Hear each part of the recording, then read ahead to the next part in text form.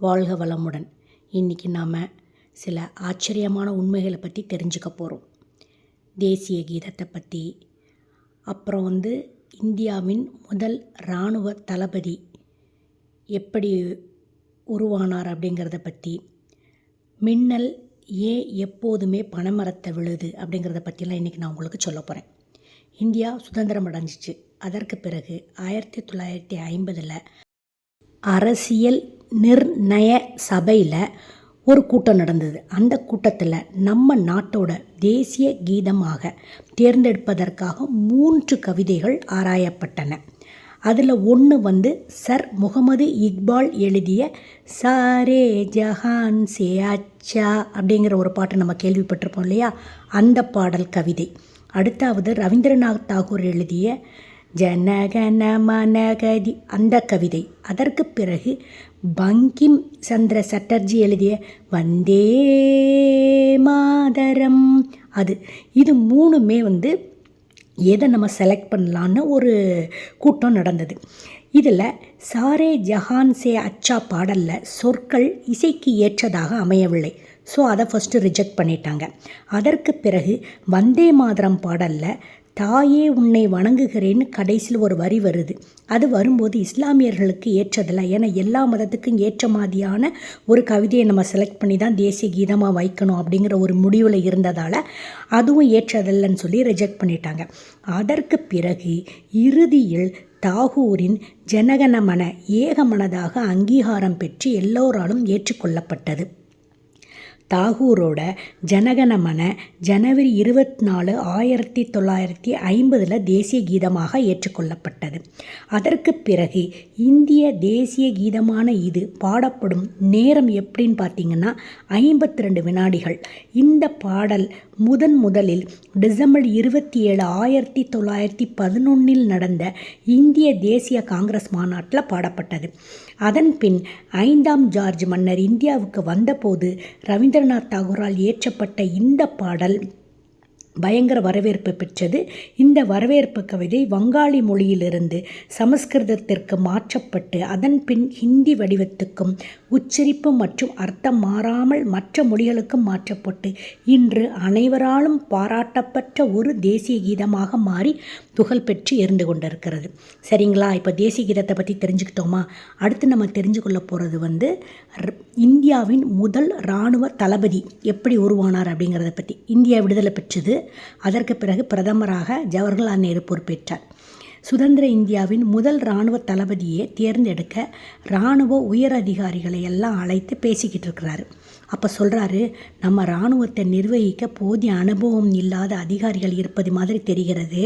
அதனால் இந்திய இராணுவ அதிகாரிகளில் ஒருவரை நம்ம தேர்ந்தெடுப்பதற்கு பதிலாக சில காலம் ஒரு ஆங்கிலேய இராணுவ வீரரை நம்ம படத்தளபதியாக வச்சுக்கலாம், அவரை நியமிக்கலாம் அப்படின்னு நான் கருதுகிறேன். உங்களோட கருத்து என்னன்னு நேரு கேட்குறார். பிரிட்டிஷ் படையில் பணியாற்றியதால் அதே மனோபாவத்துடன் இருந்த இராணுவ அதிகாரிகள் எல்லாம் ஓகே சார், நீங்கள் சொல்கிறது கரெக்டு தான் அப்படின்னு ஒப்புக்கொண்டாங்க. ஆனால் நாத்து சிங் ரதோர் அப்படிங்கிற உயர் அதிகாரி மட்டும் என்ன சொன்னார்னா, எனக்கு பேசுகிறதுக்கு ஒரு சந்தர்ப்பம் தாங்க அப்படின்னு கேட்டார். சுயமாக சிந்திக்கும் இராணுவ அதிகாரியை பார்த்து திகைத்து போனாலும் சரின்னு அவரை பேசுகிறதுக்கு அனுமதி கொடுத்தார் நேரு. உடனே அவர் சொன்னார், சார், நமக்கு நாட்டை ஆளவும் கூட அனுபவம் கிடையாது. நாம் ஏன் ஒரு பிரிட்டிஷ்காரரை இந்திய பிரதமராக நியமிக்கக்கூடாது அப்படின்னு ஒரு போடு போட்டார். பதில் பேசவே முடியாமல் திகைத்து போனார் நேரு. இந்த தாக்குதலில் இருந்து சற்று நேரத்தை சுதாரிச்சுக்கிட்டு அவரை பார்த்து, அப்படின்னா முதல் இராணுவ தளபதியை நீ ஆகிறாயா அப்படின்னு கேட்டார். இல்லை சார், நம்மிடம் மிகவும் திறமை வாய்ந்த லெஃப்டினன்ட் ஜெனரல் கரியப்பா இருக்கிறார். அவர் இந்த பதவிக்கு மிகவும் பொருத்தமாக இருப்பார் அப்படின்னு சொல்கிறாரு.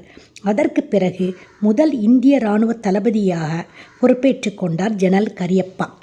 இப்படித்தான் ஜெனரல் கரியப்பா முதல் இராணுவ தளபதியாக நியமிக்கப்பட்டார். இப்போது அடுத்து நம்ம பார்க்க போகிறது மின்னல் ஏன் எப்போ பார்த்தாலும் பனைமரம் மேலேயே விழுகிறது. இதற்கு ஒரு ஸ்பெஷலான காரணம் ஒன்று இருக்கிறது. நாம் சின்ன வயசு முதலே பனைமரங்களில் இடி விழுவதை பார்த்திருப்போம். பனைமரங்கள் மின்னல் தாக்குதல்களை தணிக்கும் தனித்துவமான திறனை கொண்டுள்ளது. இது விஞ்ஞானிகளை ஆச்சரியப்பட வச்சிருக்கு. இந்த இயற்கை பாதுகாப்பு பொறிமுறை வெப்ப மண்டல மற்றும் மித வெப்ப மண்டல பகுதிகள் போன்ற அடிக்கடி இடியுடன் கூடிய மழை பெய்யும் பகுதிகளில் பாதுகாப்பானாக இந்த பனைமரம் உள்ளது. உதாரணமாக இந்தியாவின் ஒடிசா மாநிலத்தில் மின்னல் தாக்குதல்களிலிருந்து காத்துக்கொள்ளவும் இறப்புகளை குறைக்கவும் அதிக அளவில் பனைமரங்களை வளர்க்க நிதி ஒதுக்கி வருகின்றார்கள். இந்த முயற்சியானது காலநிலை மாற்றம் மற்றும் வெப்பநிலை அதிகரிப்பு காரணமாக அதிகரித்து வரும் மின்னல் தொடர்பான இறப்புகளின் எண்ணிக்கையை குறைக்க நமக்கு வழிவகுக்கிறது. மாநிலத்தின் புவியியல் இருப்பிடம் மற்றும் தட்பவெப்பநிலை ஆகியவை குறிப்பாக மின்னல் தாக்கங்களுக்கு ஆளாகின்றன. கடந்த 11 ஆண்டுகளில் 3790 மின்னல் இறப்புகள் பதிவாகியுள்ளன.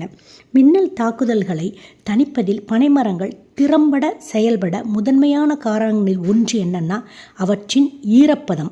பனைமரங்களில் தண்டுகளில் நீர் மற்றும் சாறு நிரம்பி உள்ளது. மின்னல் தாக்குதலிலிருந்து மின்சாரத்தை உறிஞ்சி வெளியேற்றும் இந்த ஈரப்பதம் இயற்கையான கடத்தியாக செயல்படுகிறது. பனைமரங்களில் மற்றொரு சிறப்பு அம்சம் என்னன்னு பார்த்தீங்கன்னா அவற்றோட உயரம். பனைமரங்கள் பெரும்பாலும் சுற்றியுள்ள தாவரங்களை விட உயரமாக வளர்ந்திருக்கும். இதனால் அவைகளில் மின்னல் தாக்கப்படுவதற்கான வாய்ப்புகள் ரொம்ப அதிகமாக இருக்கிறது. இது ஒரு பாதகமாக தோன்றினாலும் இது உண்மையில் அருகில் உள்ள மற்ற தாவரங்கள் மற்றும் கட்டமைப்புகளை பாதுகாக்க உதவுகிறது. பனைமரத்தோட அடர்த்தியான பட்டை மற்றும் கடினமான இலைகள் மின்னல் தாக்குதலில் வெப்பம் மற்றும் சக்தியிலிருந்து பாதுகாக்க உதவி செய்கின்றன. மின்னல் அதிகம் தாக்கக்கூடிய பகுதிகளில் நிறைய பனைமரங்களை வளர்த்து நம்முடைய பாதுகாப்பை உறுதி செய்து கொள்வது அவசியம்.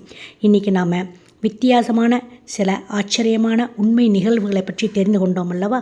அடுத்து ஒரு சூப்பரான பதிவில் உங்களை நான் சந்திக்கிறேன். அது வரைக்கும் காத்துக்கிட்டுருங்க. டாடா பாய்.